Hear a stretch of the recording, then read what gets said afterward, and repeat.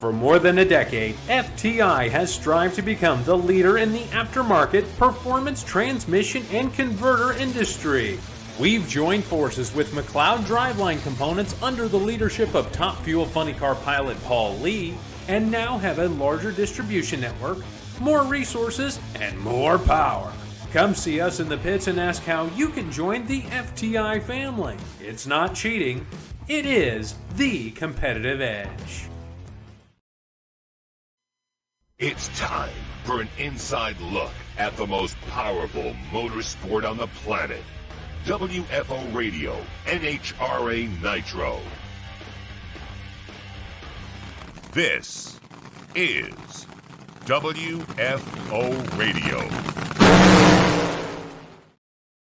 Hey everybody, welcome back. WFO Radio is back on the air. We're going again. And this weekend, we've got the NHRA Arizona Nationals out there at Reinhart's place, Wild Horse Pass Motorsports Park. Going to be great. Super excited. Hoping that race 2 of the 2023 NHRA Camping World Series campaign is as packed as race 1. And then we'll be into something. And then the following weekend, we'll be out there at the all-new In-N-Out Burger Pomona Drag Strip. All new name. It's a new name. It's going to have a new vibe, a new atmosphere, a new attitude. It's going to be great. I'm going to be stuffing my face with double doubles with cheese. It's going to be the best. So we're going to have a little back-to-back action in the NHRA Camping World Series. On this show, Alan Reinhart is going to preview the race. We're going to talk about the news. He was down there at South Georgia Motorsports Park in the Southeastern Division. I was in the Atlanta area as well at the AERA conference. So we're going to exchange notes on that. But Mike Salinas is going to be joining us to debrief on his Top Fuel win at the Gatornationals. Made the final round of the Pep Boys call out, won the Gatornationals, and Mike will be joining us just minutes from now. So that should be very exciting. Obviously, he's been in the news. I don't know exactly how we'll cover that, but we'll cover it. We've got the Mission Foods Too Fast, Too Tasty going on this weekend. We're going to get into all of it. First, though, let me tell you about the people who make it possible for me to go WFO. Like, for instance, Bernie's Speed Shop, BURNYZZ.com. If you haven't checked out the website, you're missing out because it's very entertaining just to go and look at all the inventory. But if you want a classic muscle car, if you want a frame off restoration, if you want to buy, if you want to sell, if you need body work, they do it all. This place has it all. Josh Hart has built a community of people, the employees. They were so happy. They're really cool. He does all kinds of great team building experiences. So if you're looking for a car to buy or to sell or to get a restoration, or if, like, let's say you got a movie and you need props made, they do it all. Go to bernies.com to find out more. Phillips Connect, Phillips-Connect.com. That's the website. You should definitely go there and check it out and learn more about it. If you're in the trucking industry, smart trailer technology is something that you should really investigate. Not only does it keep you aware of what's going on, but it's safer, it's more efficient for you and for your clients and drivers. So go to Phillips-Connect.com. They're always educating, and they're always bringing on new customers. And of course, you can email me, Joe, at WFOradio.com if you would like a personalized introduction. You already heard a little bit about FTIperformance.com. Paul Lee got that FTI funny car running out there at the Gatornationals. We heard from him, but what I did not know is just how many Pro Mod entries are running FTIperformance.com. I knew some, but many. Not only that, monster trucks, mega trucks, 890 cars, big money bracket cars, street cars, FTI Performance has got it covered when it comes to automatic transmissions. Foggit. This is an easy purchase for all you racers out there. Hopefully everybody's got a can or two of Foggit in the trailer. It protects the inside of your engine after you've raced it for the night. You're done. You're going to put it away. You got to spray a little Foggit down the carburetor to protect the inside of the cylinders. That way, if there's condensation or if you're in a very high humid environment, you protect that cylinder wall finish that you've worked so hard to achieve with your RPK and VPK and all the different things that you've learned with your profilometers. Go to Foggit.com. They have a contingency program for you racers out there as well. So find out more at the website.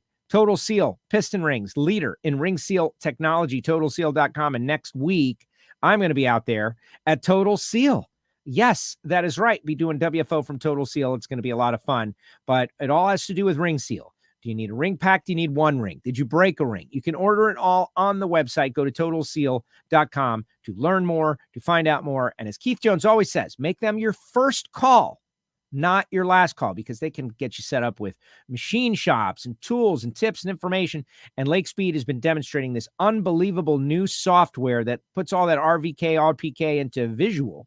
And now it'll work with the Rottler machine. Oh my goodness, another giant step forward in technology. Later on in the show, we'll tell you about samtech.edu. We'll tell you about Frank Hawley's drag racing school.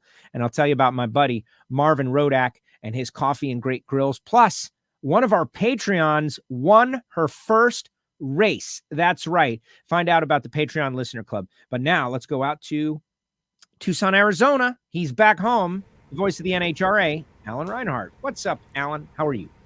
Hey, Joe. I'm good. Good to be back home after 19 days out and my first big road excursion of the year. So good to have a couple of days at home, do laundry, get reloaded, and then head 100 miles north. 19 days out. That's a lot. I'll be out for 12 this next deal, but you did the Baby Gators, you did the Gators, you did South Georgia. I was talking with some of the Lucas Oil Series racers on the Ignition Show, and that was a bit of a stretch for those guys and girls out there in the Lucas Oil Series. Where's he going? Yeah, it was. I'm sorry, I forgot to plug in my lights. No, I'm sitting here looking at my shadows, going, "What the heck's wrong?" Yeah, what's up with this guy? There he is. There we go. Yeah, that's better. Well, it's just, if you're a businessman or if you have a job that you have to go to, being gone 3 consecutive weekends can be tough. But and then South Georgia was a little bit of a challenge. We had some weather issues and some rain on Saturday, and it was very cold on Sunday, and just some other stuff that we had to deal with. But it got concluded finally on Sunday. I hate the fact that I couldn't stay because I was flying home Sunday afternoon, so I left about noon on Sunday. But they got her done, and we move on to the next one. Wes Leopold had a pretty wild ride in the comp final after he won the event, and then had a pretty serious crash at the top end of the racetrack. But long as he was able to get out of the car and walk away, that's the important thing. Yes, I heard about Wes. Wes is now 2 for 2 in divisional. Well, he won Orlando and he won South Georgia. So I guess 2 out of 3. That's pretty amazing. Hopefully they can figure that out. We got the whole WFO universe is out there checking in, saying what's up, saying WFO, getting ready for Mike Salinas. Mike is going to be on. We're going to pepper him with questions. He had a pretty good weekend. We did find out about losing 20 points. That's something that I'm getting to the bottom of. I'm going to ask him, if he plans to appeal. Do you have any kind of understanding, maybe better than I do? I made some calls, got some basic information, but maybe you have more. Actually, I'd like to wait and see what he has to say about it. He's going to have the real information. So if he's going to be here in about 10 minutes, and there's no reason to speculate, we're going to get the straight scoop straight from the guy here in just a few minutes. Well, exactly. And now, Daniel, are you going to ask him about his violation? Of course, in this situation, we have to ask, but he doesn't have to answer. And also, I need to find out more information before I can characterize anything. But that's what these shows are for. Like this guy, Joe calls himself a journalist. He's got to do it. The pressure's already building on that. So what else? The pressure, here we go. But it's been a story that has some have said is a negative. Others have said it's a positive. People have been talking NHRA drag racing nonstop since the Gatornats. Well, the Gatornationals was a great event. After such a long, extended winter break, be able to get back to it. And I hate the fact that we didn't get that Friday night qualifying because that was going to be an epic record setter if Mother Nature hadn't stepped in. But, we've been sitting around waiting to talk about drag racing for so long. It's good that we finally get to do it. So after an event like that and, everybody kind of catches their breath and now we get started hot and heavy. We got 3 races in the next 4 weeks all out here on this end of the country. Yeah, going to be very exciting. I'm looking forward to it. And this is what the start of the season was all about, saving the teams a little money, going back and forth and back and forth. And we've got our Mission Foods Too Fast, Too Tasty Challenge, first one ever, going on Saturday. And I've been hyping it up. I asked my Patreons to make their picks, and there were 8 of them that made picks. 4-4, Mike and Leah, 4-4, Steve and Doug, right? 4-4, Troy Coughlin and Dallas Glenn. We're going to hear from Troy later on in the week, guys. And 6-2, Greg Anderson and Mason McGahey. The idea that we can look ahead and think about matchups and who's going to win, and we know they're going to race, that's new. We haven't had that before. And it's exciting. And I think it's like we're just scratching the surface of what's possible with, picking these races. I'm looking forward to it as well. I think that, it's going to add a little extra something on Saturday, because normally Saturday, how many times have we seen on Saturday the guys and gals come out in the morning and, we see a lot of tire smoke, or we see a lot of, finding where the edge is or experimenting a little bit, but if you made a good run Friday night and you don't believe you can improve on your position, then a lot of the racers view that as almost a throwaway session. Maybe you can learn something, but in reality, it's not that important. Well, now, at least for the cars that are in the Too Fast, Too Tasty Challenge, it is important, because not only is there cash up for grabs, but points that could potentially help you at the end of the year. So I think they're going to be taking it a little bit more seriously. And I also think anytime that you can introduce the concept of competition, not just qualifying or practice, I think that they take it a little bit more seriously. I mean, these guys are all competitors. I think if you went and said, okay, look, low ET is good for a cookie, they'd be more enthused about it than just a normal deal. So it should be fun.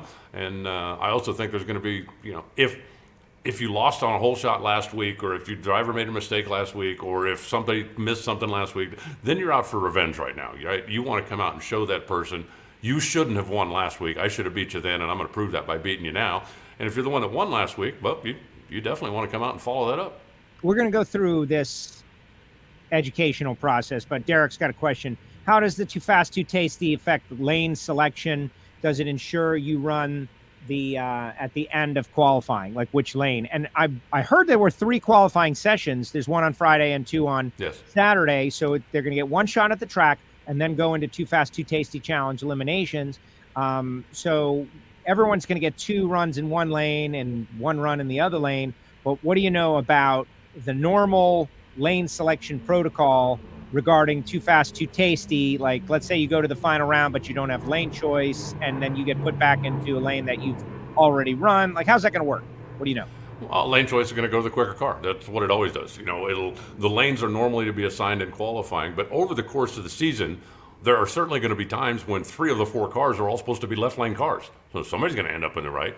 But no, when you go into competition, just as when we would do, the shootouts, when we would do the call-out races, when we did those, run as part of qualifying, but lane choice is chosen with the same rules that you use in competition, not the rules that you use in qualifying. So it's possible somebody could run all 3 qualifying runs in the same lane. Very interesting. And some might say, like, well, what? I don't think there's a racer out there that would forego the opportunity to win championship points and money just to run the lane they want to run. I think that's... Well, here's the deal, Joe. Tell me right now, today, tell me which track on tour has a bad lane. Tell me one stop on tour where somebody goes, man, there were certainly times in the past, Seattle for a while, the left lane was treacherous. And in a situation like that, might make a big difference. But they fixed it. And I don't believe there's a track on tour right now that has one lane that is vastly inferior to the other. And I think when you dangle the carrot of cash and points out in front of the racers, that's going to take precedence over, we're going to have to learn to race on Sunday whether we got lane choice or not. So we might as well learn to do it on Saturday. A lot of people punching holes in everything, or not even that necessarily, just want to understand the rules of the game and what's going on. But in the end, there's only 2 lanes, and the guy with the quicker, or girl with the quicker ET, gets to choose their lane, and that's just the way it is. And so we're running for money, and we're running for points, and these races are going to matter, and they're going to count. And so the quicker car is going to get the lane choice, and that's just the way it is. Yeah, and I think, there may be some things that we haven't thought of that come up, but why don't we wait and see? Why don't we give it a couple of shots, right? We're going to do this weekend. We're going to do it next weekend in Pomona. We will not do it in Vegas because 4-wide, and that's one of the races that doesn't have the challenge, since the 4-wide format just changes everything.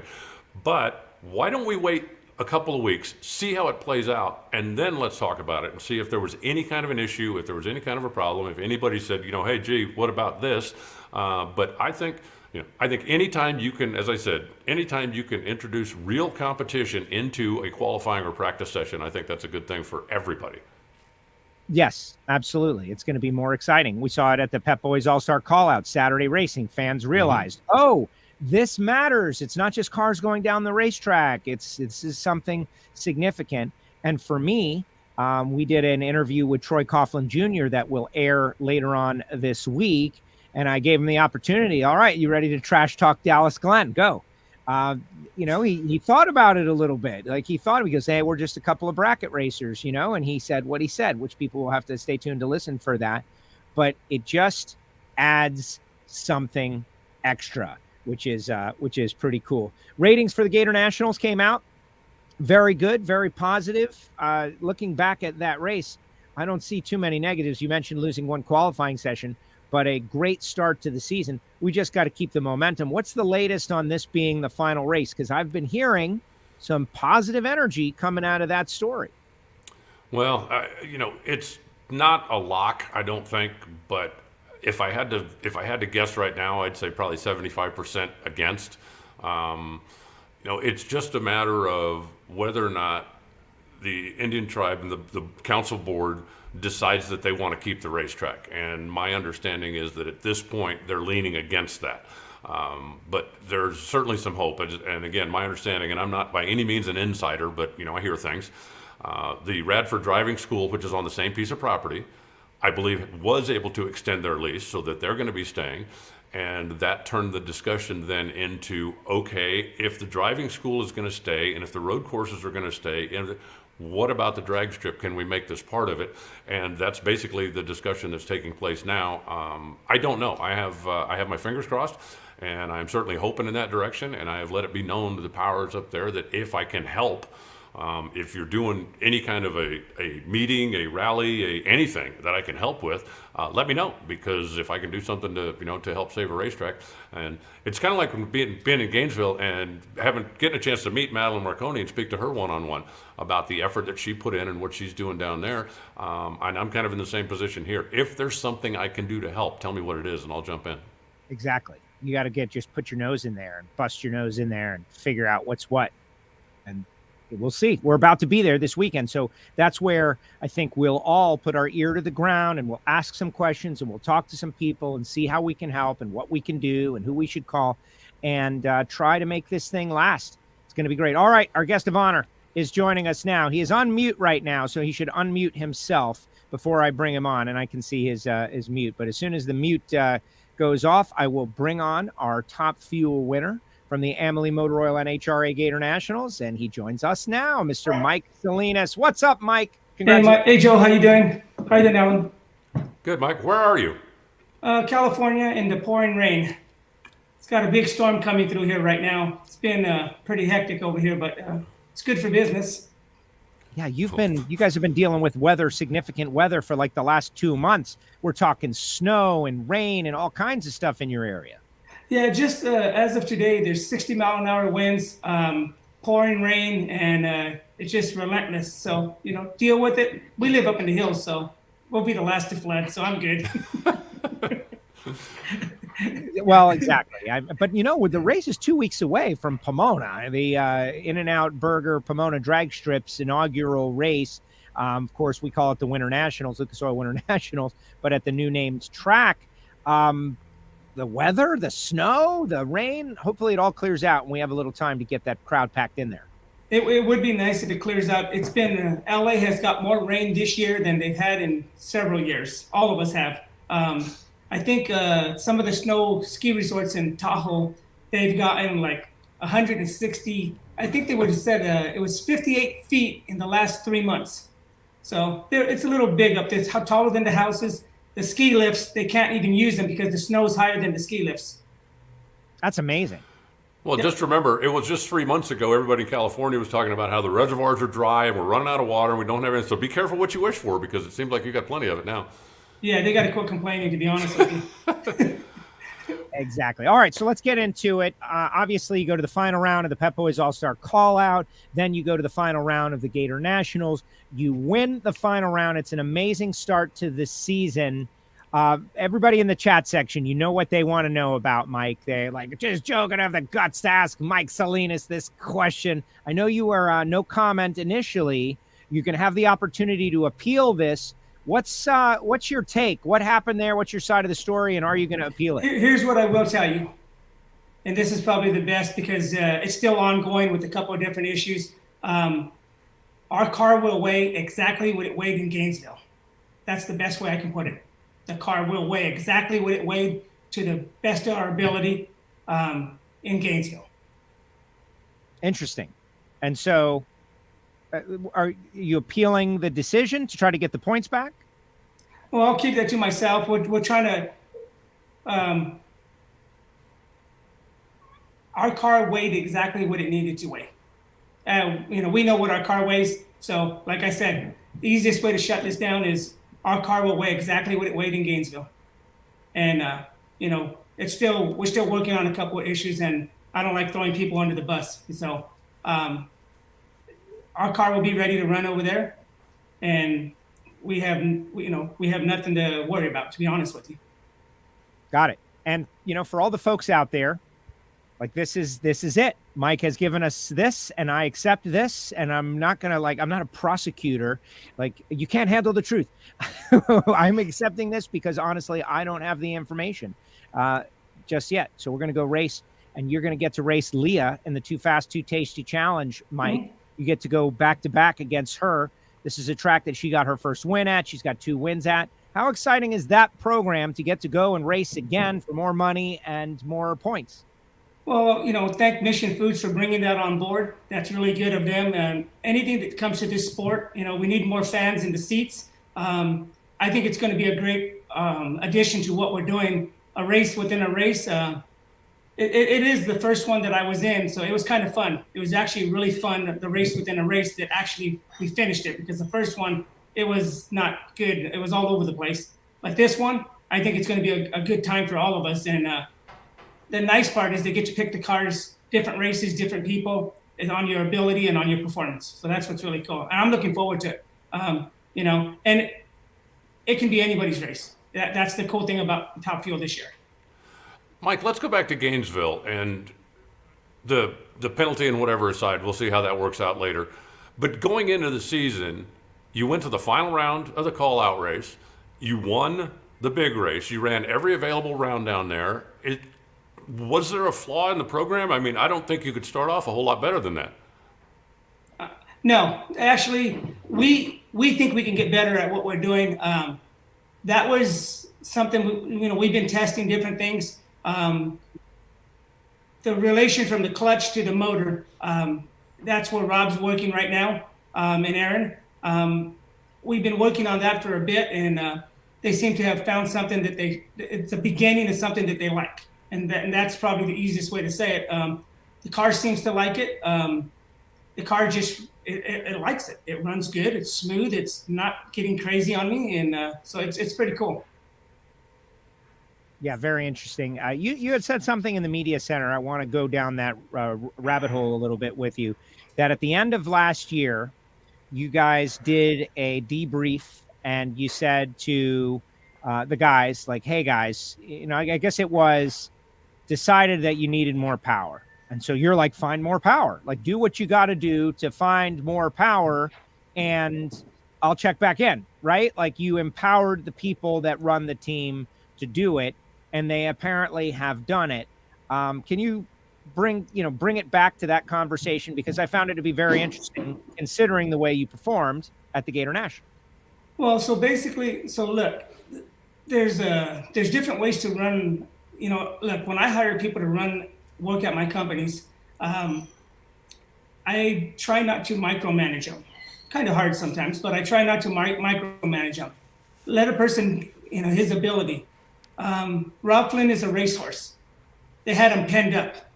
Leave the man alone, let him do his job, and you're witnessing what him and Aaron Cave. Aaron Cave got a shot to do something that he's never been able to do, and let them do their job. We're not always going to be successful, but look, it's not that they're making mistakes. It's those are opportunities to do better. Opportunities to learn. So the good part about all of this stuff is they need to just be left alone and let them do their job. And this is how our race weekend goes. I walk in, I tell them, good morning, how you guys doing on Friday? And I said, let's have a good weekend. Don't ask them what we're going to do. Don't ask them how they're going to do anything. Don't even get involved. My job is to go drive the car. Now, can you imagine what kind of pressure that is on both of those guys, where they're their own worst enemies because they're going to pick themselves apart, but they're going to do a better job. They're going to do the best they possibly can. with no restrictions. I don't tell them anything to do, how to tune it, how to do anything. To be honest with you, I don't know how to tune a car. I can barely drive the darn thing. So just let them do their job. And look, I mean, and I bring this back to somebody that I learned some stuff from was Billy Torrence. Like Billy Torrence does something, he comes in, kicks everybody's butt, goes home, goes back to work, just having a great time. And I said that before in the Pep Boys shootout thing. You know what? The way he did it, I learned some good stuff from him.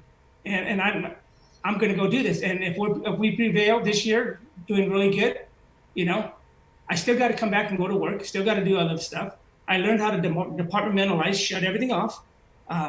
Let these guys do their job, and I think you'll be pleasantly surprised because they're as hungry. I'm giving people an opportunity to do their job and to shine out there. When some other team owners, they want these people they want to micromanage them and let them do their job, and these are the results. And it's really amazing because think about this: Aaron Cave loves this stuff. This guy eats, drinks, sleeps. I mean, Sundays. Everything. I mean, it's just so crazy. Rob Flynn is on that computer. These guys, this is all they do. And this is their livelihood. This is their life. And look at their peers. Look at what they did at Gainesville. I just get to drive the car. They did some amazing stuff, And we were a little behind because of the TV schedule. Final round, we didn't even fire the car up. We brought it up to the line. It made sure it had oil, made sure it was right. And that's how we do everything, the best of our ability. Fired the car up. I have no doubt that we can go up and do that every time if we had to. So that's what's really cool, the confidence that I got in my guys. It sounds a little bit like the philosophy that Tony Stewart had when he became a named partner at Stewart Hobbs Racing. And his crew chief at the time was Greg Zippadelli. And he said he sat down and had a meeting with Zippy, and he said, look, here's the way it is. Monday through Friday, you work for me. He said, when we get to the racetrack Saturday, I work for you. I need you to oversee the program. Tell me what I need to do as a driver. Tell me where I need to be, what I need to do. But when we get to the racetrack, I work for you, and I expect you to hold up your part of the program. And obviously, they had a lot of success over there as well. As you said, kind of empowering your employees. Let them do their job. Well, can you imagine, like some of these guys, they haven't had opportunities to get in these positions.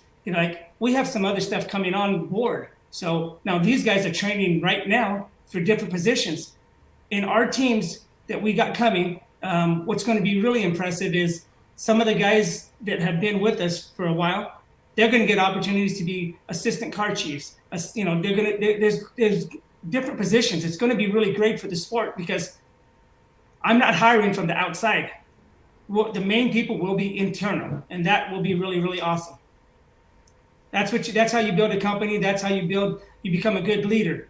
You let these guys do their job, And look, these guys followed me all the way to the finish line. I got to drive the car. They did a great job with that car.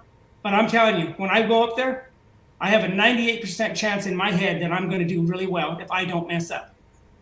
So that's pretty confident to go up there. If we spin the tires, we spin the tires. Hey, guys, we did a great job. Let's give it a shot next time. And that's how I see it.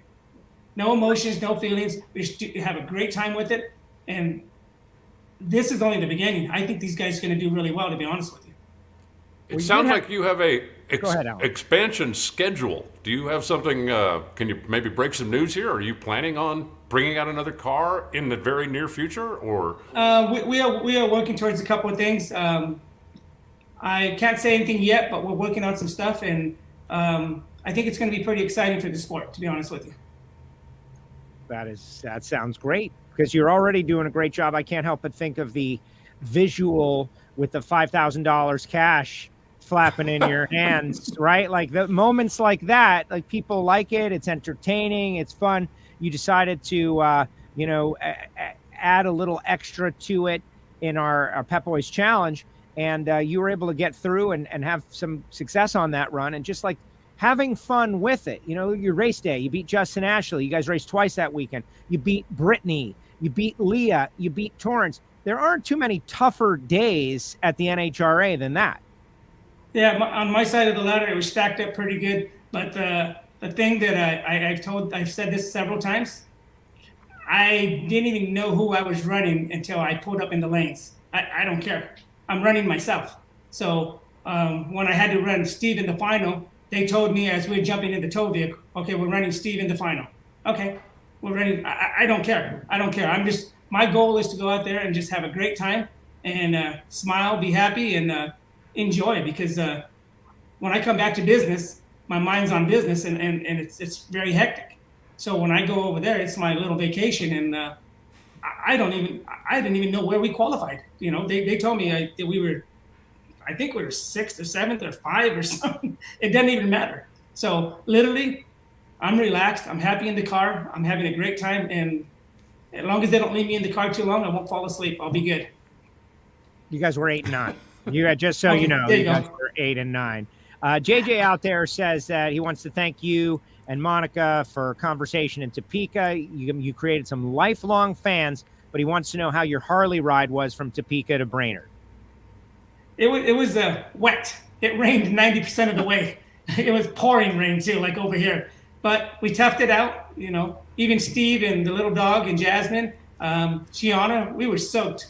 But you know what? We think we're gonna do a ride from California to Denver, from Denver to Seattle, from Seattle to Sonoma. That's 19 hours to Denver, 19 hours to Seattle, and then back to 9 hours back to Sonoma. That'll be a nice ride. Air the brain out. Well, I have done the Seattle-Sonoma thing a couple of times. Don't take 5, take Highway 1. It's so much more beautiful going right straight down the coast. And I did that ride for a number of years, both San Francisco going north and Seattle coming back. If I could figure out a way to get my motorcycle up there, I might just ride along with you. Yeah, just give us a shout, because we are definitely get one of the guys to throw it in one of the trailers. That's what we do. We carry bikes with us, so everybody can come and ride and have a great time. And then in California, we have several bikes that our guys can come and jump on and go anywhere they want. Well, you notoriously bought a whole lot of Harleys for a bunch of guys one time. I remember that vividly. Yeah, no, the guys. So just little things like that was my first win, and I can give somebody a bonus, but if I give them an experience, now they get this life experience over and over and weekends and have a great time. It's just like, okay, you want to hand somebody $20 that's a homeless guy. What if you taught that homeless guy how to make $20? Then you're doing better. And that's my philosophy. Just why would you hand somebody $20 when they can go get a job and learn how to do it on their own? The world, nobody gives anybody anything. You earn it, you work for it. If they could stand out in front of a sign, the store all day long with a sign, they can go get a job. They could be at McDonald's. All you have to do is say, "May I take your order?" Okay, and that's it. And let's work. This country's getting lazy, especially California. So I have a different philosophy than most people. I'll help, I'll show, and I'll teach, but I'm not giving nothing away to anybody. Yeah, no, but those guys earned it. Like they had great success. You got your first win. It validated the whole program. It just, that first win is so important. And look how many decided to stay, right? When faced with the choice of going to another team, those guys, they voted with their feet and they stayed. Yeah, and that was actually very eye-opening for myself, because they're a great group of guys, and they, I think what's really kind of cool is they saw the big picture. We didn't know where we were going to wind up, but I've been in business 43 years, and we're going to be just fine. You just got to pick your way through things. Look at when I started. I was happy to qualify. Had all the wrong people, had all the wrong things, had all the wrong parts and pieces, and I had all the guys that said they knew. No disrespect towards any of them, but as a human, we learn how to move forward, and my goal is to keep moving forward every day. Every day we got to move forward. We can't stop. Mike Salinas joining us, top fuel winner at the Gatornationals, getting ready for the Arizona Nationals. You got to be the race winner out there, but you were also kind of the proud papa, as Gianna had her best weekend ever. And I think that, she's won a race, but this was being in command on the motorcycle, beating her riding mentor, Matt Smith. You were just, nuclear on the starting line after that one. Talk a little bit about that experience and Are the two connected, right? Did that give you energy and make you want to perform out there in the Top Fuel Dragster? Oh yeah, you always want to see your children do really well in whatever they're doing, and you can't micromanage them. But Gianna, so if anybody really noticed, look at how she sits on the bike now. She's tucked, she's ready to go, she's confident, and she's doing really well. That was an off-season thing that Matt was working on with her. She's working out so she can, manhandle that bike when it needs to be. But she did a great job. And look, going into this thing, she just didn't have the confidence, and now her confidence is growing. She knows that everybody out there is beatable if she goes and does her job. She's got her team is set pretty well. She has good parts, pieces, and she has one of the best tuners out there, if not the best. And she's with one of the greatest teams and a great mentor. He's teaching her things that she never even understood. And myself, I never even thought about some of the things that Matt and Angie are teaching her. And I think she's going to be a force to reckon with, because that was her first race with the new Gianna. And it's really cool to watch her. I was so excited for her and happy for her. And like she knows, if she would have cut a really good light when she raced Gage, I think she would have been really close at the finish line for her and went to the final against Angie. But this kid's going to go to the finals. The coolest thing about that kid is she doesn't quit. She does not quit. She'll keep pushing. She's doing a great job. She's got a good workout schedule, a good eating schedule. They're going training, and they're going to go train some more and go some practice runs so she doesn't sit too long. So she's going to do good. I'm looking forward to great things for her this year. Alan, got anything else for Mike? No, I think we covered it all. Just looking forward to seeing you out here in Arizona in a couple of days, and we'll see if you can keep the momentum going. I mean, 2 races, 2 finals, 1 win. That's a pretty strong start. Yeah, it was good. It was good. And not being arrogant in any way. Just like anybody, I know if we made it through first round, we'd be good, And I had some awful lights this weekend. That weekend I had some awful lights. I had 2 that were decent and 2 that were awful. But I'm telling you, I know our car. Our car is really good. And I think we're going to do really well. We won Arizona last year. So that means 0. That means 0, because if you look at the competition that we have out there, now think about this. Doug Coletta, look at that run that Doug Coletta did. That was a nice run. Good for him. I'm happy for these guys, because all of us, we want performance out there. We want to race guys that win. Look at Torrence. Torrence made it to the final with me. Him and I, it's great that our performance is there. So what you saw that weekend, you're going to see every race. It's going to be a dogfight. It's going to be fun. But everybody's performance has stepped up, And I think it's going to be really exciting. There is no give-me's on any side of the ladder at all. So it's going to be good. I know 2 things, Mike. I know you can't win them all if you don't win the first one, and you won the first one. And I never heard anybody going back to a place where they were the most recent winner saying that was a disadvantage. So coming back to a place where you stood in the winner's circle last week, I think that's got to be at least a little bit of a plus. Well, we know we have. So the cool part is, depending on the track prep and what's going on, the lanes are pretty equal. We ran some good numbers over there. I think in testing, preseason testing, the year before with our old combination, I think I shut off at 700 foot and we ran at 367. Pretty nice. And the car loves it there. So if the weather permitting and everything's good, it'll run pretty good. Same at Pomona. Weather permitting and track prep, the cars will run good, and it'll put on a great show for the fans. And that's the whole name of the game. Get some fans in the seats, and let's keep pushing to get people involved in this thing.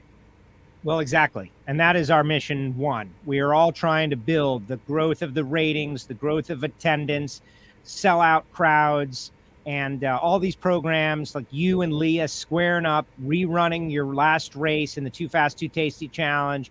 That's going to be fun. This is a track that's really good for her, too. And then maybe you and Steve in the final. Who knows? But we're going to be, running you guys a lot. And I think the personalities are going to come out. And not that we want friction, but there's got to be, right? When you run so much, I think at some point when one dominates the other, it gets intense. Yeah, I just wish they'd let us bet. can we bet on this race too? I want to keep betting if we can keep betting. I think we should be betting at the start line everywhere at every race. Who's stopping you? I don't know. Like, what kind of wager? Like against Leah? Like you putting it out there? Yeah, Leah. It'd be nice to do a bet again against Leah and a bet against if I make it to the next round. You know, Leah. Don't take Leah lightly. She may kick my butt. I mean, that car is. I mean, they are right there, and they've been working so hard. And look, Leah is doing really good. She's a good driver. Heck of a lot younger than me, but you know, she cuts very good lights, and so the performance of her car is impressive. I mean, everybody's stepping up. It's going to be cool. It's going to be good for the fans. How much of a wager are you thinking on this? Like, is $5,000 the number, or what's? I think $5,000 is a good number. I'll present it to her if she wants to do it and see if that's the case, and let's see where it goes. And it just makes it a little bit more exciting, you know? Yeah, seeing you flap that $5,000 was pretty exciting to me. I was like, I got to go hang out with Mike. What do you think about that? It's like I'm coming to work, right? It's like I'm coming to work and doing business, you know, that makes it fun for me. And it's just another added thing. I think we should, at the starting line right there, I think other people should start betting. Myself, I mean, $100 this lane, $100 that guy. Just, we got to get something moving with the sport. And I think that's it. That's the key right there in states that we can do it. But I have little bets with my people, so it's kind of cool. That helps. And then when we're at Vegas, everybody up in the suites that I know, they bet on every run, and it's really cool. They have a great time up there. So a lot of money passes hands up in Vegas. It's really cool.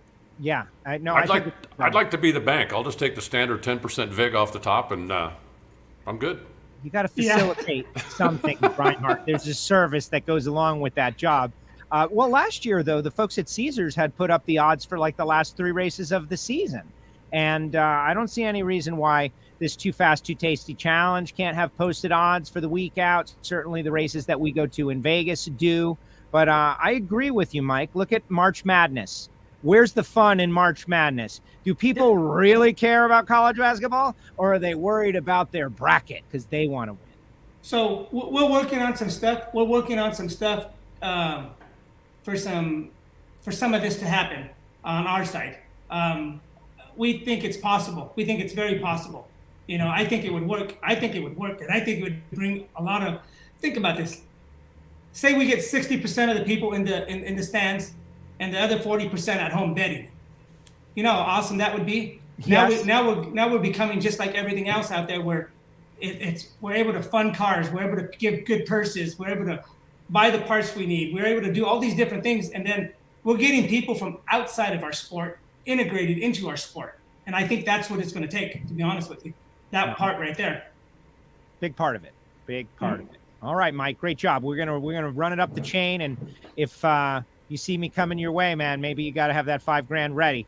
And I'm sure Leah, someone out there is going to tell Leah that they saw this on the show, and we'll probably get a report from that side of the camp as well. And then the other side, you know, Steve-O and Doug, those guys could handle that kind of side wager. I feel like it's my opinion of them. It would be nice if Steve does the same with Doug. It just makes it more exciting, and I think Steve would. I'm not sure how Doug would feel about it, but that's what I would do. So we as competitors and people trying to bring in people into the sport, I think all of us should be doing this. I don't care if it's $1,000, $100. It's just another additive to it. That's all it is. Well, really, though, what you're talking about is an additional, like a kicker of $5,000. And Leah puts in 5, and you put in 5, and Steve puts in 5, and Doug puts in 5. So you take Leah's 5, that's 10. Steve takes Doug's 5, that's 10. You take Steve's 10, and you walk out of there with $15,000 extra dollars that you guys put up on your own, since you're going down the track anyway. I don't know what NHRA thinks about that. This is just kind of a random idea that went running down the train tracks, but a lot of people like doing that in other sports and other racing series. So it's interesting. It's interesting. It just adds another level of excitement to the deal. And I think that we need to start thinking like this and bringing in different things. It just somebody's got to start. And if we start, look, Justin actually came over, smiled, handed me a check for $5,000, shook his hand. Check? And he goes, a check? It was okay. So listen, what's really cool, think about this one. The business side of me, what he gave me, that $5,000, my fuel bill was $5,700. So I added $700 and paid my fuel bill for the weekend. So I got my fuel almost for free. That's what's really cool. I was happy. That's awesome. I can tell you what Joe Castello is thinking right now. He's thinking, if you'll take a check, he'll bet with you every week. Yeah, man. Bounce A the check? But I know where he lives. You gotta listen. The difference is I know where he lives. Don't attack Justin. Justin is a great person. He's a young businessman. He knows you don't want to carry around $5,000 cash everywhere you go, especially at the track. Well, it's fun. What's really funny is I carried in my fire suit when I raced him. So if I lost, I was going to give it to him on camera, and evidently we won. So it was good. So Amanda asked me to show it, and I showed it. They're just having fun out there. Jesus, Sure. It's really cool. Well, and that's important. That's part of the showmanship. That's part of what makes people want to come back. All the stuff that's happening, good and bad, have kept people talking about NHRA drag racing since you went down the track at the Gatornationals. Let's keep it going till we fire cars at the Arizona Nationals, and we'll be into something good. Mike, thank you very much. I appreciate you guys. See you in a couple days. We'll see you out there. There he Bye-bye. goes. Mike Salinas with us here on WFO Radio. What about that, Reinhart? What do you think of this extra cash money out there? A check? A check? Leave him alone. What do you want him to do? He doesn't have the cash. The bet happened that day or the day before. He's going to go to the bank. He's going to go to the ATM. He's going to pull a bunch of cash out. But you're going to take a check. You're going to deposit a check. Now you got to claim a check. Give me the cash. I want the cash. It's a gift. It's a personal. I get what you're saying. Thanks to Mike for coming on the show. Some people in the chat are like, are you going to ask him about? Oh, yes, we asked him the first thing, right? That was the first thing. I know a lot of people came on mid-interview, but you can go back and you can watch. It was the first thing that we discussed, and I understood that everybody would want to know that. We would love for you to subscribe to WFO Radio and never miss a show. Click the bell, get on board, and we have audio-only podcast, and we've got this great video show. But everybody loves the gambling idea, Alan. They love the gambling idea. I know people are talking about it. I experienced drag racing-themed gambling at the World Series of Pro Mod. Those guys from Winlight Bets were out there. They had their mobile app working. It was really interesting. It was just for points. They were just doing points. You get X amount of points. You wager X amount of points. Do you want the right lane or the left lane? Will this session take over or under 40 minutes? Just they're putting out fun little deals. It wasn't necessarily about the money as much as it was about the engagement. You could be at home. I was on the starting line. Is this guy going to win? He's not starting. Yeah, he's going to lose. But it was a great experience to have that added layer of engagement. And nothing proves that more than the way people fill out their brackets for March Madness.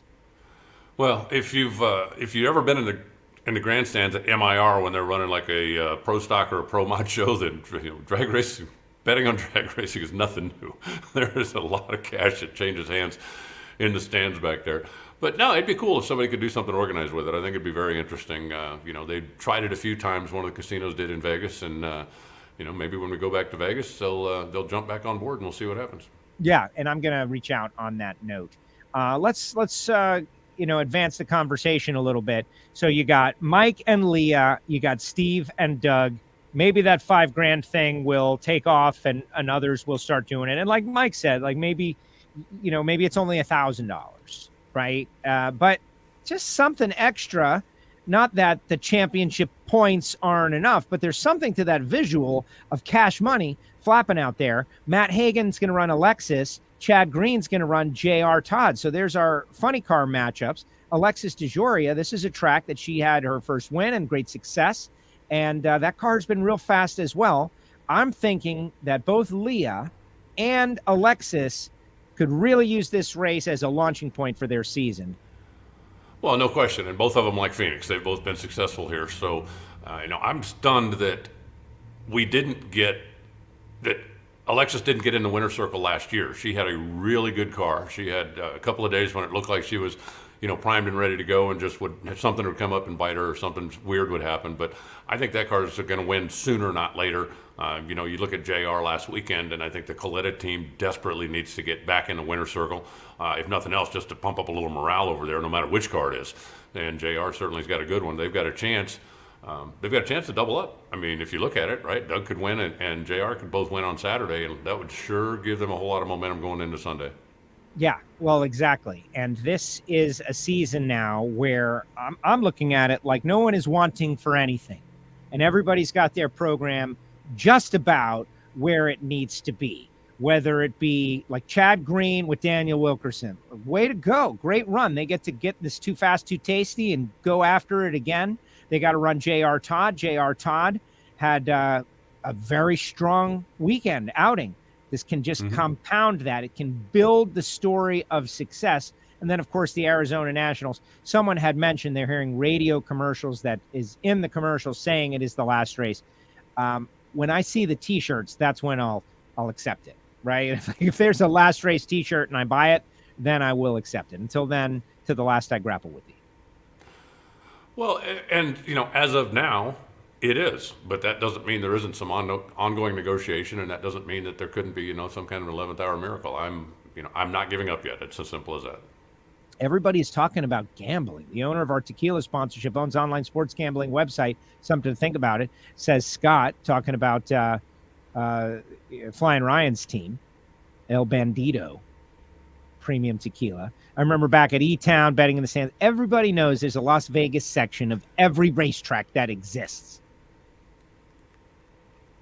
This guy says it was great to have you at South Georgia Motorsports Park, spend some time with you at the hotel, but we don't know who it is. It was great being at South Georgia. I really liked the facility, everything about it, except Mother Nature wasn't being very nice to us. Tell me, what do you know about the new owners down there? I heard it was sold to a family that's going to keep it a drag strip, but I don't know much about them. Did you get any personal time, any interaction? I did not. Ozzy was there, but if the new owners were, I never met them. As I understand it, it's a racing family that bought it, and as I understand it, Ozzy just basically has been splitting his time between the two tracks that he owns, and he wants to concentrate on one, so we wanted to make sure that he found somebody that would take over and carry on with South Georgia. But it's a beautiful facility. I mean, it's got the oval track, of course, and the drag strip, and large paved parking area for the competitors, and a lot of land it looks like they could use around there. So who knows what the future holds? But it's a great place, and I don't see it going anywhere anytime soon. Yeah, well, I was that your first time there? No, I had been there before, but actually not for an event. I had been there before a couple of times when pro stock cars were testing and when other guys were up there testing, but it's the first time I'd been there for an actual event. Yeah, really nice track. I was there for that Southern Sportsman Showcase that Jason Line and Dave Connolly and Bo promoted together, and I was blown away. Like, this is a for real deal racetrack. The concrete grandstands, suites, nice, beautiful pit area. Whoever got that thing, and we'll learn more about them, but they've got themselves a big-time potential facility. It's got the round track, as you mentioned. And Ozzy, man, that guy saved Orlando Speed World, and he saved that facility. And now if it goes to someone else's hands who's going to take it and move it to the next level, maybe allow Ozzy to focus on Orlando, which is a prime location. Come on, you're just outside of Orlando, one of the big cities in Florida. You got all these tourists coming in. You got all these hotels, so many great things. I think it's going to work very, very well. Pro stock, too fast, too tasty, Alan. We got Troy Coughlin versus Dallas Glenn. You got Greg Anderson and Mason McGahey. I hope I'm not overdoing it, but I'm super excited about these bonus races. Yeah, and as I said, we'll give it a couple weeks and let's just see how it plays out this weekend and how it plays out when we get over into Pomona. But anything that gives the teams an added incentive to go for it on Saturday, I'm 100% for. Excellent. All right, final thought as we get ready for the Arizona Nationals and a little back-to-back NHRA action and take a nice little chunk of the season in these next couple weeks. Well, just that it's good to be back to work. Gainesville, the Baby Gators was terrific, the Gatornationals, and then taking the time off and going up to South Georgia. I did go have lunch with Berserko Bob. I think we talked about that last week. But I also, this past week, I went by and spent a day at Proline Racing Engines, and holy smokes, they've got an impressive facility. As a matter of fact, that's where I was when we did this last week. and then walked across the street to Fuel Tech and got a tour of some of the stuff that they're working on. And then I left there and went to Warren Johnson's place and spent about a half a day with Warren and Kurt chit-chatting about this and that and some of the projects they're working on. So it was a really good little 2-day getaway in the middle of a long, extended first big trip of the season for me. And now I'm ready to head to Phoenix and get back to work. Do you ask Warren about coming back racing? Do you float that? What is his response to you? Because I got to see Warren on Saturday with Kurt as well at that AERA skills contest, the competition that I went to. And, it's interesting because you could see like Kurt is twitching because he wants to go racing. And he's like, we haven't sold anything. We got the cars, we got the trucks, we got everything we need to go racing. We just got to find the right marketing partner. And I talked to Warren about it, and I'm like, WJ, you realize that so many people, he goes, Joe, my parents grew up in the Great Depression. He goes, it's just in me to not go spend my retirement money on racing, but if I could get a sponsor, I would be out there. And I like, how do I argue with that? What does he tell you? Well, I mean, basically the same thing. As a matter of fact, when I was there, they had a 500-inch Pro Stock engine that was on the dyno. And he still, dabbles with that from time to time in between other projects. He says that he believes he's got more power than most of the guys out there right now, but he said point blank, and Warren has always been a no nonsense, this is the way it is. He said, I made my money racing. I don't spend my money racing. He said, if somebody wanted to get involved with us, we could be out there and we could be more than competitive starting tomorrow. But I'm not spending my money to go racing. I got into racing to make money, and he's still making money. Maybe not drag racing, but making money in the racing business, doing engines, doing stuff, and doing some really interesting special projects. He's been working with the Proline guys, doing a lot of Spentron stuff and a lot of valve train research and a lot of things, helping those guys make their motors live longer. And he's always got some interesting stuff going on there. He's not a guy that necessarily is going to rebuild crate motors for somebody, but one of the things he had that was on the floor when I was there is a turbo 4-cylinder Dodge that he's doing for a guy who wants to go qualify number 1 at Indy this year in stock eliminators. So if it's an interesting project, then Warren Johnson is still willing to take it on, even if it's something that's not necessarily in his wheelhouse. Got it. No, I agree. My argument, and obviously WJ knows what's best for WJ. The guy is 80 years old or 79 years old. Proof of concept, though, like to see that they're so close, that could bring the big sponsor. That's what I'm thinking. Like, look at Justin Ashley, right? Like inked this 3-race deal with Phillips Connect, and look what it became. I would just love to see Kurt Johnson out there with his dad involved, and Warren and Kurt give it a final ride, get out there and mix it up again, because I think they've got so many fans that are slightly on the sidelines that would come back. I posted a picture of me and Kurt, and it went gangbusters. Like everybody, the love for Kurt Johnson was through the roof. And so I'm going to be beating this drum a little bit, and who knows, maybe somebody in the racing community will go and nudge Warren and get him out there to, Charlotte or something. Well, it would certainly be interesting to see. I can tell you that they do follow along. They pay attention. They know, who's running well and who's not. And part of the conversation I had with Warren was focused on the pro stock racers that are out there right now. And him saying, I think that this guy needs to work in this direction, or I think that this team needs to look at this instead of looking at that. And he's a guy, it's interesting because he's a guy like Glidden, did it all himself and knows everything. And I'll never forget the time that Glidden was watching a TV show and called Larry Morgan and said, let me tell you what's wrong with your car, and was able to point him in the right direction. Now, that obviously was years ago, but Warren still pays attention to what's going on out there, and he is still certainly hasn't lost any of his knowledge. Still goes to race, still goes to the shop 7 days a week, and hasn't lost his passion for finding horsepower, building on engines, and taking on what he finds to be interesting projects. And I think a perfect example of if you never slow down, you don't slow down. Because Warren Johnson, the way he was talking about engine theory and technology and his motivation and his personal methods in front of this group of students this past weekend was tremendous. And you've known Warren forever. I've known him for a while as well. And he doesn't change. There has never been the moment where Warren's lost a step. Nope. The guy just gets smarter and goes faster, and it's really, really cool. Would love to see him out there. All right, Alan, I'll see you in a couple days. Here we go. Arizona Nationals at your home track. It's going to be a whole lot of fun. Yep, travel safe. It looks like Mother Nature's going to be good to us, and give us good weather. We'll take it from there. All right, Alan, be well. Thanks. See you. There he goes. Alan Reinhart, the voice of the NHRA, joining us here on WFO Radio. If you are a first-time listener or viewer, we ask you to subscribe, click the bell, check out the show. We've got a mobile application. It is absolutely free. You can, click any one of our links. It's in the chat section. Find the best way for you to view the show or listen to the show. A lot of our audience is audio-only podcast viewers or listeners because they can't, be staring at my mug, so they listen. And that's really the origins of the show, audio only, talk radio stuff. But if you like to watch, you can watch as well. I want to see your comments. I want to hear what you have to say about a couple of things. One, Mike Salinas. Mike Salinas, I think he brought it today. He says, and for those that logged on afterwards, of course we asked. I'm not going to get offended that people dare suggest that we would not bring up the topic. Okay.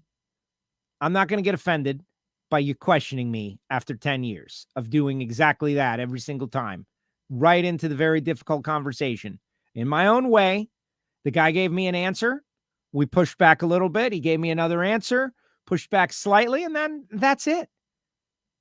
Because again, I'm not a prosecutor. I don't have all the information. If I had more information, I could ask more questions, but I don't. And so at that point, I'm eager to let Mike say what he's got to say. Is he going to appeal? He's going to keep it to himself. Is he going to appeal? And that's it. And we moved forward. But we did address that situation. So your thoughts on that?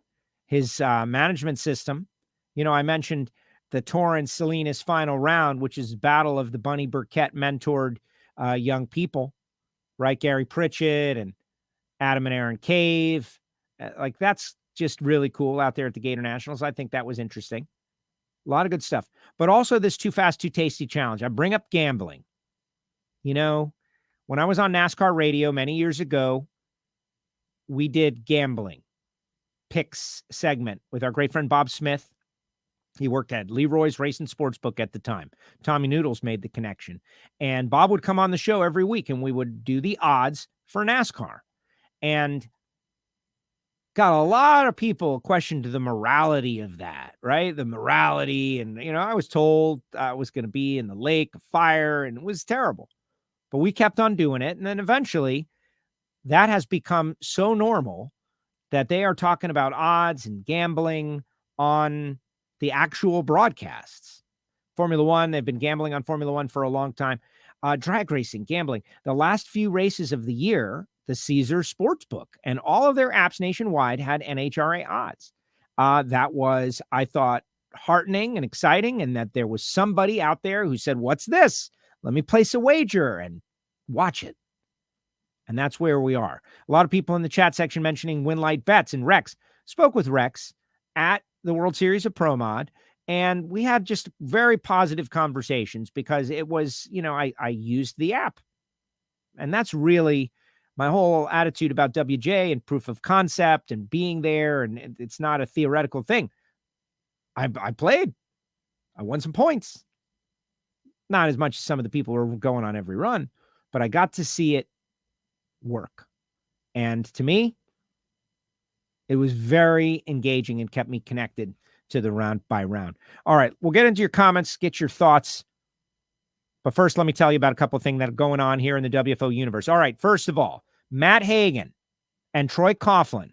We're going to hear from them this week. We're going to hear from those two racers. They're both going to be pre-recorded interviews because I've got to travel. And so, it's been a tough and tight couple of weeks between Gainesville and Arizona. And so we're going to catch up with Hagan. We're going to catch up with Troy. They're going to run the next couple of days. Hagan tomorrow, Troy on Thursday, and then we're going racing. So that is number one. But also, our special Patreon-only Pro Stock show, Hear It from Heiner. He is the crew chief of the Get Biofuel Camaro, gives us a detailed and technical debrief session of the Gatornationals. Gears, tires, This is something that I really believe the extreme hardcore pro stock geeks will love. And there's a lot of them. You got to be a Patreon member to get this show. Heiner, it's like, I want to help the Patreons. This is what we decided. It's a great debrief session. You learn a lot about pro stock. You can go to patreon.com/WFO radio. Find it from our website. Frank Hawley's Drag Racing School, the Dragster Adventure. Matt Hartford's brother, Adam, just went through a Frank Hawley Super Gas course. That's kind of cool. You can do the Dragster Adventure, where you drive an actual dragster. And it's not that much money. It's one of those great experiences you'll be talking about for the rest of your life. You could get it for your sales team. You could get it for your best friends. You can get it as a gift. FrankHawley.com. Marvin Rodak, RodaksCoffeeandGrills.com, the hot sauces and the spice rubs. Everything good. This guy is amazing. Coffee from around the world. He gets it in and he roasts it and ships it out. You can get it ground or you can get it full bean. He's got great, unique hot sauces and spice rubs. The one that I love the most is the Habanero Endorphin Booster. 817-924-6821. Definitely get on board with Rodaks. And then there's Samtech. I mentioned the AERA, which is the Automotive Engine Rebuilders Association. It's an organization that's been around for 100 years. And if you want the specs on a flathead Ford, what was the clearances, they know it. And so that's where I was this past weekend. And John Kazi was there, and Warren and Kurt were there. Tony Bischoff was there. Ben Strader from EFI University were there. They were all there. And really kind of amazing. Keith Dorton from the NASCAR world was there. Think of the Dorton family and how involved they have been over the years. This is an industry that needs new blood, fresh blood, fresh ideas. Not because the old blood is out of ideas, but because they realize that it's time to pass the baton, the torch to the next generation. And so there were a bunch of students in there, not necessarily from Samtech, but from local universities and technical schools. But Samtech, who WFO has been basically preaching the gospel for the past couple of years, that's what they do. The next generation of machinists, of engine builders, of crew members, of EFI tuners, they're coming up through Samtech. But there needs to be more. So if you're thinking about like, man, I don't know what to do with my life. I like racing. I like cars. I don't know. You want to investigate Samtech. Samtech.edu. And maybe you end up in aerospace. Maybe you're working at SpaceX or Boeing. Who knows? Programming CNC machines, making widgets that nobody needs. Who knows? That's up to you. Samtech.edu. Already told you a little bit about the folks at Phillips Connect. I don't think it was a problem. I'm a modern person. I would have let Mike swipe my credit card. That's what I like. Reinhart's anti-check. Give it to me. However, Legal Larry taught me just to take the money, man. Figure out how to just get the money. PayPal, right? Is he going to Zelle it? Yeah, I'm going to Zelle you the money, Mike. That's fine. Whatever. Just make sure the money flows, goes round and round. I'm not turning away anything. Check. The point is, Phillips Connect is doing a great job for the people in the transportation industry. Bernie Speed Shop. Josh Hart. Someone said, do you think Josh Hart is going to win a race? In the chat section. And then somebody else says, he already has. And he did. He won the Pep Boys Top Fuel All-Star Call-Out. $80,000. Probably a big capital improvement to Bernie's. Not like they need it. FTI Performance Transmissions and Torque Converters. All they do is win, baby. A lot of winning race cars got that FTI decal. You can get it too. Folks at Foggett. Spent a little time with Gary Stinnett on the phone the other day talking about Project Pontiac. Bottom line is this. If you have got a racing engine, you need a can of Foggett. It's as simple as that. At the end of the night, you fog it down. Spin over the starter. Shoot it down the Venturis. Obviously, you've disconnected the ignition wire. And then the inside of your engine is way more protected than it would have been.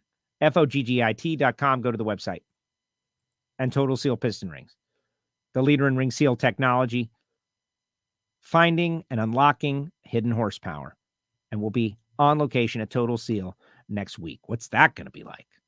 I don't know. But our show from Gainesville went really well. All right, let's see what people have got to say. If you want some free WFO radio stickers, I still send them out. Castello Media /WFO stickers, P.O. Box 848-353, Pembroke Pines, Florida 33084. but you got to do the self-addressed stamped envelope. Take some of the busy work off my desk. All right, let's see what everybody's got to say.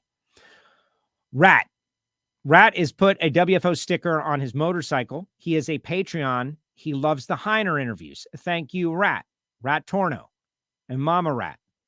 I don't know if she's listening to the Heiner interviews, but thank you for saying that, Ron. I appreciate it. And the fact that you put the WFO sticker on the wheelie bar of your Pro Stock motorcycle, man, that's it. Like, that's as good as it can get. When a racer, with the limited real estate that they have, choose to represent the WFO universe a little bit. I really appreciate that. I really do. There's nothing more that really can happen. All right, let me get up here.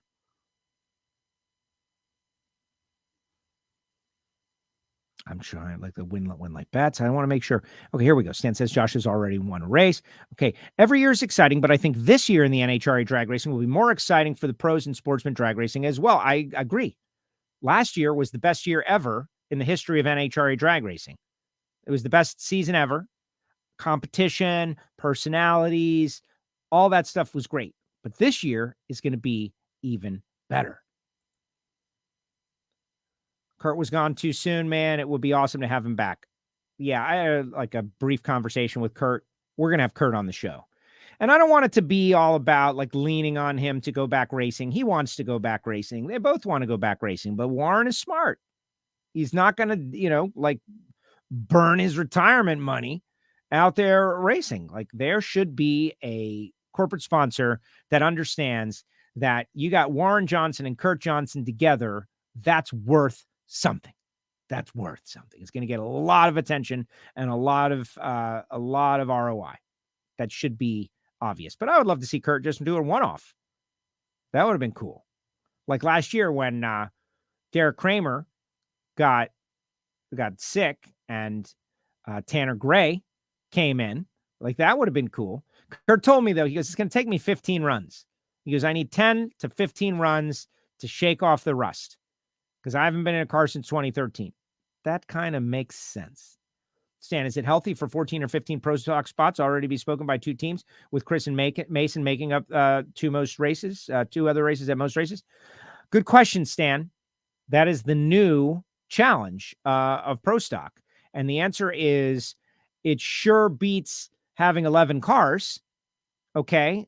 So what are we comparing it to? Are we comparing it to 1986 where there's 53 Pro Stockers that showed up? Where are all those Pro Stockers? Well, a lot of them are running Top Sportsman, and some of them are running Comp, and some of them are running Pro Mod, and people have gone off and done 100 different things. There's more categories where they can go fast and be relevant as opposed to qualifying 32nd on the sheet for a 16-car field at the Gatornationals. I'd say yes. One of the Quadra cars did not qualify. Larry Morgan qualified. So, which is a Southwest Performance powered car, by the way. Larry's parts, and McGahey did the refresh. So we got out of a negative situation where we had 11 cars. Now we have 20 cars.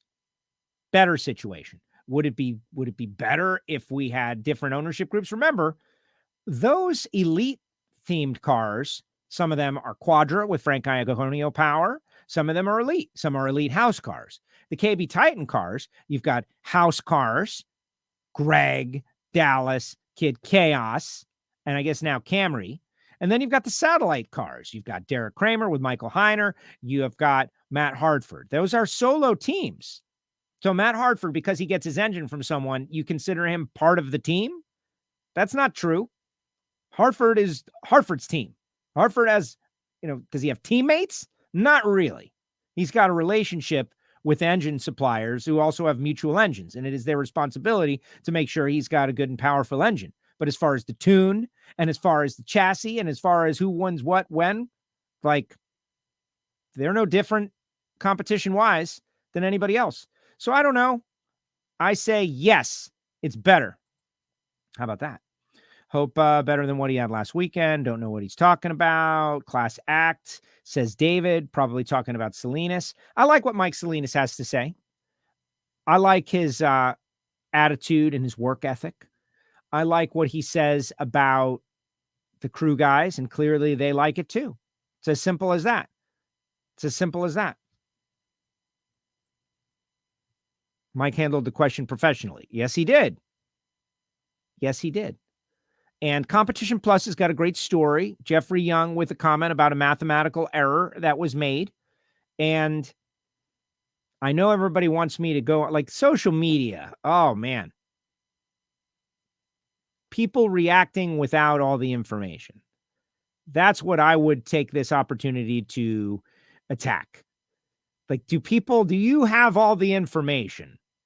No, clearly not. We know that. Like, what do we know for certain that we don't have all the information? Is it a good idea to comment so definitively about something that you absolutely know with certainty that you don't have all the information? Probably not. And so many have. So many have. And it's unwise. NHRA made the mistake, not Mike. Well, again, I don't have all the information. I don't know exactly the detail. But this weekend, I hope to find out more. And that's why I'm patient enough to wait. Gotta admire Salinas' business acumen. It's working. Yes, it is. Stan, you did a good job asking him about the situation. Thank you, Stan. Yeah. You know, I'm not going to try to gotcha the guy. He knows he's coming on the show. He knows people are talking about this. He knows that it's a question. All racing seems to be clamping down NASCAR, IMSA. Okay, so if NHRA did have a mistake, Formula One also had a mistake. And NASCAR had the beef with the Hendrick Motorsports cars the other day. Policing these series is a great challenge. Now, some challenges are more challenging than other challenges. But Formula One, they call Alonso in for a 5-second penalty. Before the 5 seconds was up, the Jackman guy starts to make a move to touch the car. They say, oh, that's another penalty. He lost his podium, which that podium is probably worth a lot of money. But then they went back and they looked at video evidence, and there have been a couple of different precedents, neither of which really suggested that he should be penalized again, from what I understand. And so they flip-flopped and they gave him back the podium.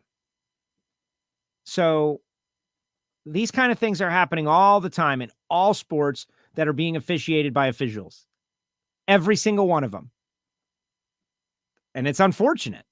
But, you know, I think the response should be within the realm of the situation. What's Earl Nichols say? I agree with this guy. Be a Patreon. It's $180 a year. Pony up, boys. Support this great show. Way to go, Earl. Yeah, listen to Earl. Don't listen to Costello. He doesn't know what he's talking about. Earl Nichols, though, says it's a great lunchtime entertainment. And it is. And one of our Patreons won her first race the other day, and she got a full interview on WFO Ignition, told us about it because she had our sticker. Years ago, Pallet Station Casinos took bets on NHRA drag racing. I just told you, at the end of last year, Caesars was doing it. Joe, if I meant to run you over at the Gators, I'm not blind. I would have got you. I was down working on the car, and I'll have to listen again. I don't know who this is, and I've totally forgotten that. Yeah. I typically forget everything right after the event. Leah, great interview. Joe, you always cut to the chase. Love your guests. Love the show. Wish I was going to Arizona. I will live for the both of us. Mighty Mac. This guy, Mighty Mac, you know, I don't know him from Adam, right? But I watched one of his YouTube videos, and I can tell you this, he loves drag racing. And he's going back and doing historical stuff, and he came to the Gatornationals. He's a young guy. I'd call him, I'm guessing, like 20-something. And he asked some really good questions in a media center. Now, I'm really pumping him up big. Might have answered this already, but early picks for Phoenix. I'm not going to make picks. Nah. Oh, but Stan will. Mike, Matt, EE. If not, Brittany, I and Troy. You don't get to make two sets of picks, Stan. Oh, to be young again, says Lauren. This is the other Lauren. I hung out with the other Lauren at Josh Hart's. I'd be all into technical education hands-on. I think I might too, Lauren. Honestly, the Sam Tech guys, there are other schools too, but I know the Samtech guys the best. I've seen the school. I've had a great friend. My great friend, great Fuzz, passed away. He was an instructor there for a while. I love their methodology. But we need machinists. We need hands-on people. We need plumbers. We need people to do real jobs with these here in the United States. And like somebody said at the AERA, like, you're not going to become extremely wealthy doing this, but you will have a good living. And so, the word's extremely wealthy. Like, I don't need to be extremely wealthy, just very wealthy would be great. Oh, to be young, you got to be learning tech for the drag strip. Way to go, Lauren. What did you think of the third place controversy in F1? I honestly, back to the comment I made, like, I need to know more about it. Like, I'd have to study the video. I'd have to go back and find some historical precedent. I'd have to know how they ruled on it in the past. And for those that wonder, like, why the court system takes a long time, that's what they're doing. You can't just float your initial right off the cuff emotional opinion on every subject. That's not how it works. If you want to get it right, chances are it's going to take a little more time to really get to the bottom of everything, if you have the ability to do that. And some things I do not. I can't confirm, but there's a WFO sticker on row 2, C24, section A in Gainesville, says this guy. How could he know that? Wasn't me. I didn't do it. Dang, I missed it. Congratulations, Mike. I'll have to watch the replay. Says Heiner, we're promoting the heck out of your show, man. We're promoting the heck out of the Patreon show here from Heiner. He's out here watching the regular show. Joe, I used to announce at Moroso 94.95. It seems that you used to race with us at that time. Did you? Says the Max Wedge 1. 94.95, you say.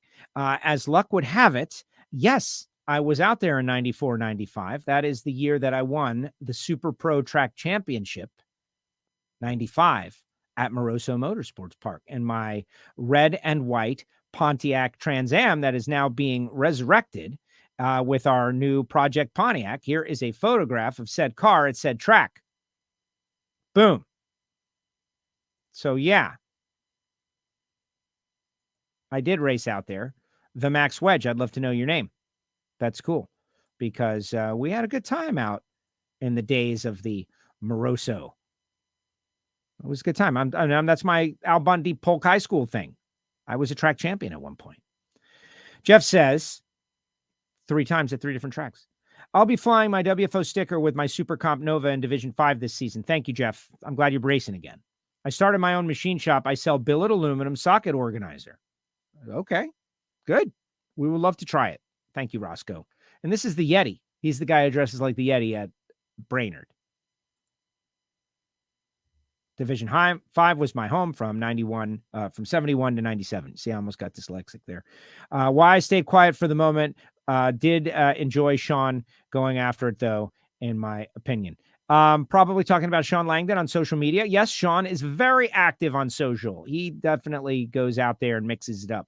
If you remember when JR and Sean were doing their show, The Nomex Effect, they said that they thought that the sport needs more of that. And is this a good thing or is it a bad thing? It all depends on how you want to look at it, right? Like, we're constantly encouraging drivers to, like the burn down, which we haven't talked about the burn down staging duel and pro mod on this show, which is ironic since I was on the microphone for it.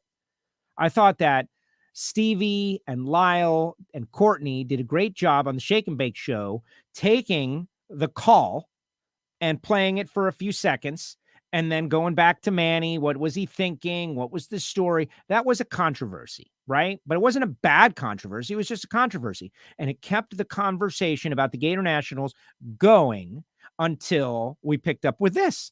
And now you got Langdon out there giving his view. We know that Mike and Langdon, they've got some friction from the past. Mike on this show has said that, something about Sean. It's in the archive. You can go find it. And so Langdon's burning up the social media because that's what people want to see. I got no beef with it. He's a driver. Very different than me. I want to come across as well thought out and informed. And I like Langdon probably has a bunch more information than I do. And so he's putting his opinion out there. That's fine. F1 TV, $63. NHRA.TV is $150. Why are we being taken to the cleaners? Stan, because of the scale. The scale. You should know this, Stan. I'm happy to answer questions like this for guys like you, Stan, lifelong fans. If you love drag racing, the scale of Formula One is such that they have literally millions and millions more viewers. The cost of NHRA.TV divided by the number of people watching, there's your answer. There's your answer. When we get millions and millions more viewers, which we are trying to grow, those numbers can come down thanks to scale. But they got to cover the nut, brother. They got to cover the nut, Stan. You're not being taken to the cleaners. It's unfortunate that you're getting this amazing, amazing benefit. I don't think it's very much money at all. Do it by the hour. What's the cost per hour of programming? Go back and do that math, Stan, and get back with me. I don't mind having that fight, because when you do it, like the cost per hour, it's nothing. If you like drag racing, Stan. If you don't like drag racing, it's a different story. Did you hear about Denny Hamlin who got a penalty? Yes, I did hear he got a penalty. He was talking about how he affected the outcome in a negative way on a podcast, and they came and got him. I don't know. I'm against that. Chris Garrettson. Oh, and you tried to run me over in the staging lanes. I remember that. Great show today. Always love hearing from Mike. Mike's good. Mike's great. Janae helped set that all up, by the way. And Monica, thank you very much. Going to listen back just after I finish work here in the UK, says UKEV. Thank you, UKEV. JJ Land. Thanks, Joe. Looking forward to the weekend. Me too. Mighty Mac. Appreciate the support. Hope you enjoyed the video. Just uploaded a new one about Safety Safari yesterday. Oh, can't wait. Haven't seen it. I don't do as much watching as I would like. You should go to the Indy 500. Been there 3 times. Love it. Love it. When I was with XM, I went twice. And when we first launched WFO Radio, we went to the 2010 Indy 500. And we had an iPad. It was like we had something from space, like we had alien technology. And that's how we proved that WFO Radio was a viable source. It's like we had come down from the mountain with a new technology. Behold the iPad, IndyCar people. And they were like, oh my gosh, these guys must know something. And here we still are. That's a real story. NHRA members get 25% off. Yeah, exactly. The real deal is you got to get the platinum membership. I don't get any extra for telling you this. You get the platinum membership. You get your NHRA membership. You get your national drags. You get that insurance money. You get discounts at the Nitro Mall. You get discounts at tickets. You get all kinds of discounts. If you're going to races, those things add up. And you get a discount to NHRA TV. And you're a member, not just some viewer. It's cheaper than one weekend at the race. That's, yeah. We can talk about it in Phoenix or Vegas, LOL. What is it? Did Stan just challenge me to a fight? Is that what's happening? We're meeting 3:30 at the bike rack? No, I know. We can definitely talk about it. Stan, 21 events times 3. Okay, so 63. Average day of broadcasting is, call it 7 to 8 hours, and divide that by the cost. You'll find that it's not really that much. And then you do the same thing for the Formula One with their practice sessions, like what they put on there. Not to mention you have access to all the classic races. You've got access to old Diamond P Sports stuff. You can go back and watch Steve Evans and Dave McClelland and all of those people. Like, that's incredible. Brian Loans is busy pumping out entertainment on NHRA.TV. It's all in there. I would hope that the attention in the pits will get in there eventually. Maybe they're there now. But yeah, the argument that NHRA.TV is expensive, I mean, it is a decent chunk of change, but you get something significant with that chunk of change.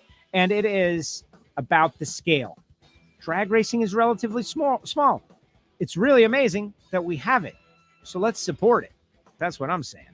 Then again, you can always just wait for WFO Radio for free, which I love. All right, guys. Matt Hagan going to be joining us later on in the week. You're going to hear from Matt Hagan. You're also going to hear from Troy Coughlin Jr. Those interviews will happen. I'm going to do them a little differently, I think. I think I'm just going to post them to the YouTube channel, schedule the post, and then post that everywhere. But really, I don't know that for certain. It's just about what's most convenient for me. It's what I'm really basing all of this off of. But some people have suggested that might be better for growing. We'll see. Thanks to Mike Salinas. I appreciate honesty from his perspective, the way he sees it. Alan Reinhart, of course, and all of you in the WFO universe. Now go check out Ignition. All right, guys. Appreciate you. We'll see you in Arizona. WFO.